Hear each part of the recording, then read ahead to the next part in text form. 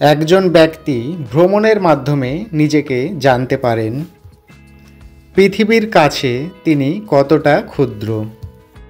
ভ্রমণ মানুষকে অজ্ঞাত জ্ঞান অর্জন করতে সাহায্য করে। ভ্রমণকারী পৃথিবীর বাস্তবিক চিত্র প্রত্যক্ষভাবে প্রদর্শন করতে পারে।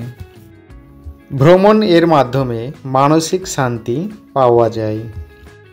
যারা পৃথিবীর বিভিন্ন স্থানে ভ্রমণ করে থাকেন তাদের মন মানসিকতাও অনেক বড় মনের হয়। ভয় ক্ষণস্থায়ী।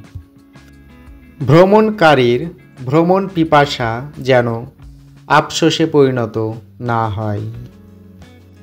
তাই বেশি বেশি ভ্রমণ করে ভ্রমণ পিপাসাটা মিটিয়ে নেওয়াটাই উত্তম। এই সুন্দর পৃথিবীর সুন্দর দৃশ্যগুলি উপভোগ করার চেষ্টা করুন। প্রকৃতির সুখ সৌন্দর্য উপভোগ করা ভ্রমণের মাধ্যমেই সম্ভব। যত দেখি তত বুঝি পৃথিবী কত বিশাল, আর তারই মাঝে আমি এক সামান্য ক্ষুদ্র